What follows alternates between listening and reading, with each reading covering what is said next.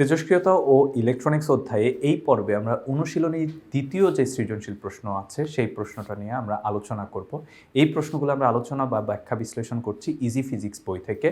আমরা যদি প্রশ্নটা একটু খেয়াল করে দেখি, তার প্রথম যে প্রশ্নটা বলা আছে সেটা হলো আইসি কি। আইসি মানে হচ্ছে ইন্ট্রিগেট সার্কিট, অথবা যেটাকে আমরা বাংলায় বলে থাকি হচ্ছে সমন্বিত বর্তনী। তো এটার ডেফিনেশনটা কি? ডেফিনেশন হচ্ছে ট্রানজিস্টরের সাথে ডায়োড কিংবা রেজিস্টার এবং ক্যাপাসিটরের সমন্বয়ে গঠিত পূর্ণাঙ্গ একটি সার্কিটই হলো আইসি বা ইন্ট্রিগেট সার্কিট। এখানে কি কি থাকে? রোধ থাকে, ধারক থাকে, ডায়োড থাকে, এরা মিলে একটা বর্তনী তৈরি করে, একটা পূর্ণাঙ্গ বর্তনী। যে বর্তনীটা খুব ছোট হয়ে থাকে সেটাকে আমরা আইসি বা ইন্ট্রিগেট সার্কিট অথবা সমন্বিত বর্তনী বলে থাকি। দ্বিতীয় প্রশ্নটি বলা হলো একটি অ্যানালগ ও ডিজিটাল সিগন্যাল কেন ভিন্ন? সহজ ভাষায় প্রশ্নটা হচ্ছে এরকম, অ্যানালগ ও ডিজিটাল সিগন্যালের মধ্যে পার্থক্য আলোচনা করো। অ্যানালগ ও ডিজিটাল সিগন্যাল ভিন্ন কেননা অ্যানালগ সিগন্যাল হলো অবিচ্ছিন্ন তরঙ্গ যা সময়ের সাথে সাথে নিরবিচ্ছিন্নভাবে পরিবর্তিত হয়ে, অপরদিকে ডিজিটাল সিগন্যাল হলো বিচ্ছিন্ন তরঙ্গ যা শুধু নির্দিষ্ট ধাপে বা মানে পরিবর্তিত হয়। খেয়াল করা আবার, অ্যানালগ সিগন্যাল হলো অবিচ্ছিন্ন তরঙ্গ যা সময়ের সাথে সাথে নিরবিচ্ছিন্নভাবে পরিবর্তিত হয়, অপরদিকে ডিজিটাল সিগন্যাল হলো বিচ্ছিন্ন তরঙ্গ যা শুধু নির্দিষ্ট ধাপে বা মানে পরিবর্তিত হয়। তাহলে একটা হচ্ছে অবিচ্ছিন্ন আর একটা হচ্ছে বিচ্ছিন্ন, একটা হচ্ছে নিরবিচ্ছিন্নভাবে পরিবর্তিত হয় আর একটা হচ্ছে ধাপে ধাপে পরিবর্তিত হয়। দ্বিতীয় যে পয়েন্টটা, দূরত্ব বেশি হলে অ্যানালগ সিগন্যালের ক্ষমতা ধীরে ধীরে কমে, অপরদিকে দূরত্ব বেশি হলেও ডিজিটাল সিগন্যালের ক্ষমতা কমে না। তাই বেশি দূরত্বে সিগন্যাল প্রেরণে ডিজিটাল সিগন্যাল অধিক উপযোগী। 3 নম্বর যে পয়েন্টটা, অ্যানালগ সিগন্যাল খুব সহজে নয়েজ প্রবেশ করে, অপরদিকে ডিজিটাল সিগন্যালের ধারাবাহিকভাবে মান সংরক্ষণ করে বিধায় এতে নয়েজের প্রবেশ করতে পারে না। তাহলে আমরা একটা দেখলাম, মানে দুইটা পয়েন্ট আমরা খুব ভালোভাবে মনে রাখতে পারি। একটা হচ্ছে দূরে পাঠাতে গেলে অ্যানালগ সিগন্যাল হচ্ছে কি করে, ধীরে ধীরে তার ক্ষমতা হ্রাস পায়। অন্যদিকে যে ডিজিটাল সিগন্যাল আছে তার ক্ষেত্রে ক্ষমতা হ্রাস পায় না, দূর দূরান্তে পাঠানো যায়। অ্যানালগ সিগন্যালে নয়েজ প্রবেশ করে আর ডিজিটাল সিগন্যালে হচ্ছে নয়েজ প্রবেশ করে না। অন্যদিকে অ্যানালগ সিগন্যাল হচ্ছে একটা নিরবিচ্ছিন্ন প্রক্রিয়া, অন্যদিকে ডিজিটাল সিগন্যাল হচ্ছে ধাপে ধাপে পরিবর্তিত হয়ে একটা বিচ্ছিন্ন প্রক্রিয়া। আচ্ছা, গ প্রশ্নে যাওয়ার আগে আমরা একটু উদ্দীপকটা পড়ে দেখি। শোভন তার বাসায় পুরানো জিনিসপত্রের মধ্যে একটি ভাঙা রেডিও পেল। কৌতূহলবশত সে রেডিওটির বিভিন্ন অংশ খুলে দেখতে লাগলো। তার মধ্যে সে একাধিক পা বিশিষ্ট কতগুলো বিভিন্ন ছোট যন্ত্রাংশ দেখতে পেল, যেগুলো একটি বড় বোর্ডে সংযুক্ত আছে। তার পদার্থবিজ্ঞান শিক্ষককে প্রশ্ন করায় তিনি শোভনকে জানালেন অনেক পাযুক্ত যন্ত্রাংশগুলো আইসি নামে পরিচিত। তিনি আরও বলেন এগুলো সাধারণত এক বিশেষ অর্ধপরিবাহী মৌলিক পদার্থ ব্যবহার করে তৈরি করা হয়। তো উদ্দীপকে শিক্ষকের উল্লেখিত মৌলিক পদার্থটির ক্যালাস চিত্র এঁকে এর গঠন ব্যাখ্যা করো।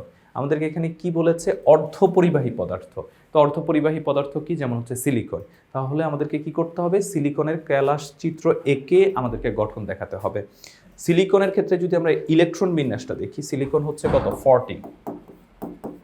তো তার যদি আমরা ইলেকট্রন বিন্যাসটা দেখি সেটা হচ্ছে 1s2, 2s2, 2p6, 3s2, 3p2। অর্থাৎ তার ইলেকট্রন বিন্যাস হচ্ছে প্রথম কক্ষপথে 2টা ইলেকট্রন থাকে,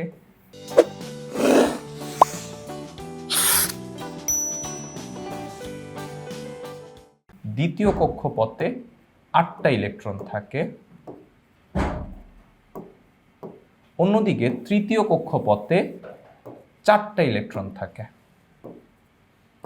তো এই যে তৃতীয় কক্ষপথ, এই তৃতীয় কক্ষপথে ইলেকট্রনগুলো চারপাশে আবার 4টা সিলিকনের সাথে যুক্ত হয়। এইভাবে টোটাল ক্যালাসটা গঠিত হয়। তা আমরা যদি একটা চিত্র দেখি, চিত্রটা হচ্ছে এরকম। এই যে দেখো, এখানে প্রত্যেকটা সিলিকন তার চারপাশে আবার 4টা করে হচ্ছে সিলিকনকে কানেক্ট করতেছে। এইভাবে হচ্ছে টোটাল ক্যালাসটা গঠিত হয়। আর এটা যদি আমরা ত্রিমাত্রিক চিত্র বলি, এই ত্রিমাত্রিক চিত্রটা হচ্ছে এরকম।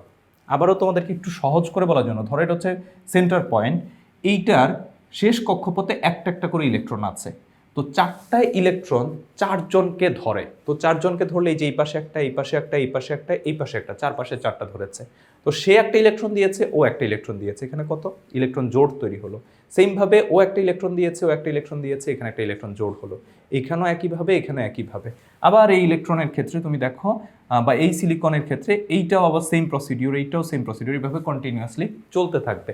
এখানে এটা শেষ হয়েছে মানে এটা শেষ না, পরবর্তীটার সাথে হচ্ছে এভাবে কানেক্টেড আছে। তো চিত্রটা মোটামুটি এইরকমই।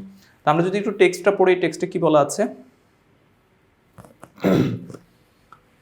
চিত্রে সিলিকনের অনেকগুলো পরমাণুকে পাশাপাশি দেখানো হয়েছে। পরমাণুর গঠনের কারণে তাদের শেষ কক্ষপথে যদি 8টি ইলেকট্রন থাকে তাহলে সেটি ইলেকট্রন দ্বারা পরিপূর্ণ হয় এবং অনেক স্থিতিশীল হয়। সিলিকনের শেষ কক্ষপথে ইলেকট্রন সংখ্যা 4, কিন্তু যখন সিলিকন ক্রিস্টালের দিকে তাকালে দেখতে পাই যে প্রত্যেকটা পরমাণুর চারদিকে শেষ কক্ষপথে ভিন্ন 4টা পরমাণুর সাথে যুক্ত এবং সবাই নিজের ইলেকট্রনগুলোর পাশের পরমাণুর সাথে ভাগাভাগি করে বন্ধন গঠন করেছে। অর্থাৎ ইলেকট্রনগুলো ভাগাভাগি করে ব্যবহার করার কারণে প্রতিটি সিলিকন পরমাণুর শেষ কক্ষপথে 8টি করে ইলেকট্রন রয়েছে। তো এটাই ছিল হচ্ছে যে আমাদের সিলিকন পরমাণুর ক্যালাস। এবং আমি তোমাদেরকে বলেছি যে এই চিত্রটা কিভাবে তৈরি হয়েছে। প্রত্যেকটা শেষ কক্ষপথে হচ্ছে 4টা করে ইলেকট্রন থাকে, 4 জন আবার 4টা করে আবার সিলিকন পরমাণুকে অ্যাটাচ করে। এইভাবে টোটাল হচ্ছে ক্যালাসটা গঠিত হয়। ঘতে বলা হলো শোভনের রেডিওতে আইসি ব্যবহার না করে কিভাবে একই কাজ করা যেত। খেয়াল করো, ইলেকট্রনের যে ক্রমবিকাশ সেটা মূলত 3টা ধাপে ঘটেছিল। প্রথমে ভ্যাকিউম টিউব ব্যবহার করা হতো, ভ্যাকিউম টিউবের পরে ট্রানজিস্টর ব্যবহার করা হতো, ট্রানজিস্টরের পরে মূলত আইসি ব্যবহার করা হয়ে থাকে। তো আমরা চাইলে আইসির অল্টারনেট হিসেবে ভ্যাকিউম টিউব এবং ট্রানজিস্টর ব্যবহার করতে পারি। এবং আমাদের এইখানে অ্যান্সারটা মূলত হচ্ছে ওইটাই, যে আইসির পরিবর্তে ভ্যাকিউম টিউব এবং ট্রানজিস্টর ব্যবহার করা যায়। তো এখানে ভ্যাকিউম টিউব সম্পর্কে বলা হয়েছে, কে আবিষ্কার করেছে, কবে থেকে আবিষ্কার করা হয়েছে, কিভাবে কাজ করে। সেমভাবে এখানে ট্রানজিস্টর সম্পর্কেও বলা হয়েছে, এই ট্রানজিস্টর হচ্ছে কবে আবিষ্কৃত হয়েছে, কিভাবে কাজ করে সেটা সম্পর্কে ধারণা দেওয়া হয়েছে। তো তোমরা মূলত এই যে ট্রানজিস্টর এবং ভ্যাকিউম টিউব, এই দুইটা হচ্ছে টেক্সট বইও দেওয়া আছে, সেখান থেকেও কয়েকবার রিডিং দিয়ে নিলে তোমরা এমনি মনে থাকবে, নিজেদের মতো করে লিখবা। মূল অ্যান্সারটা হচ্ছে আইসির আগে ভ্যাকিউম টিউব এবং ট্রানজিস্টর ব্যবহার করা হতো। সুতরাং আইসির পরিবর্তে আমরা ভ্যাকিউম টিউব এবং ট্রানজিস্টর দিয়ে আমরা কার্যক্রম পরিচালনা করতে পারি। আর এখানে অ্যান্সার হিসেবে ভ্যাকিউম টিউব এবং ট্রানজিস্টর সম্পর্কে হচ্ছে কিছু আলোচনা করা হয়েছে বা আলোচনা করা যায়। তো এই ছিল এই প্রশ্নের সমাধান। আমরা এই প্রশ্নগুলো ব্যাখ্যা বিশ্লেষণ করছি ইজি ফিজিক্স বই থেকে। তোমরা যারা ইজি ফিজিক্স বই সংগ্রহ করেনি খুব দ্রুত সংগ্রহ করে ফেলবে। সবাই ভালো থাকবে, সুস্থ থাকবে। আল্লাহ হাফেজ।